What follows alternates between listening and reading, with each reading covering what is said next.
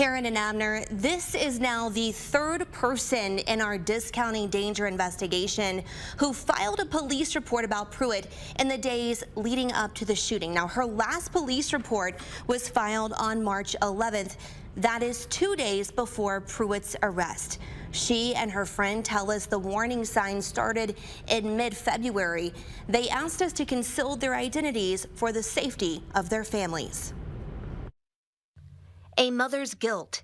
I beat myself up every day. She replays her last relationship in her head, thinking that I let him back in. As her ex-boyfriend sits in jail on charges related to a deadly shooting. Once he was already in, it was like I was stuck. This mother of two says 49-year-old Jamie Lee Pruett's charismatic personality initially won her over, but there were red flags. On March 5th, an argument escalated and police officers came to her home. When the police officer came inside with me, I just lost it, and I told her, I said, I'm terrified of him. She told officers that Pruett called her names in front of her son and threatened to take her children away, so she slapped him. When I think about my kiddos and about what they had to listen to and go through,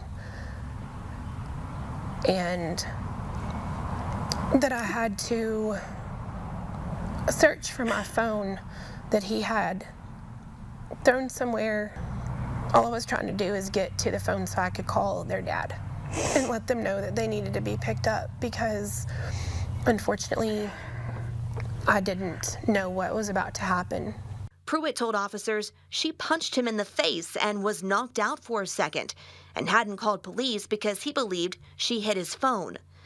The officer noted he had to bring Pruett back on topic multiple times because he continued to bring up his wealth and property. Pruett agreed to leave his girlfriend's house, but told an officer he thought she might damage his Ferrari while he was away. The officer documented that Pruett continued to antagonize his girlfriend as he left. 2 days later, on March 7th, police received another phone call about Pruett, who ran a vehicle repair shop. Cody Payne told officers Pruett refused to return his vehicles. He threatened to kill me if I ever come trying to rush him or tell him how to do his job again. Pruett said he would return the vehicle, so the officers left, but the problems didn't. The tires on my truck are stabbed. The keys for the motorcycles, all the keys, he broke them all off and snapped the handlebars on one of the bikes. He told me, get a lawyer, you effed up calling the cops. The next day, on March 8th, this mother made another phone call to police about Pruett. She says Pruett never moved back in, but she reported he forged her signature on a title and sold one of her vehicles without her permission. And the Ferrari parked in her garage, it didn't belong to Pruett either. 3 days later, on March 11th, Pruett did return to her home. This security camera footage shows him walking around her property before she says he stole her security cameras. Another incident, she says, she reported to police. When I asked the police officers, I said, well, this just happened. And they said, well, really, you could file it if you wanted to. And I said, well, why would I not file it? Because, that's my safety. That's the only thing I had at that point. I was grasping at straws.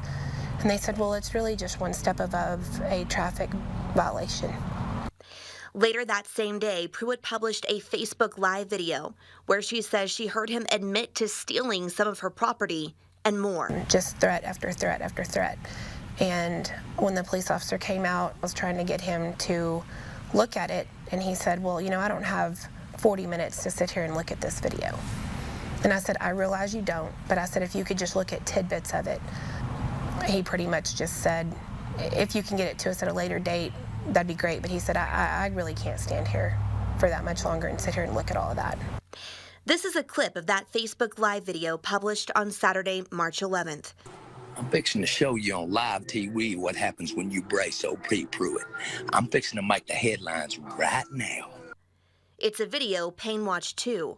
He goes on there and posts, y'all want to mess with Jamie Lee Pruett, I'm about to show y'all, I'm about to make the headlines. And then he goes out and makes the headlines. 2 days later, on March 13th, Payne was shot in the arm. Payne says Pruett pulled the trigger. Lubbock County Sheriff's deputies arrested Pruett for not only shooting Payne, but for shooting 3 others, one of whom has since died.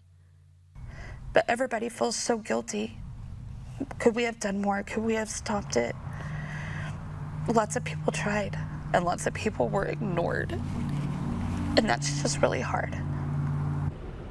We have obtained another police report filed by someone who did get a protective order against Jamie Lee Pruett before the shooting.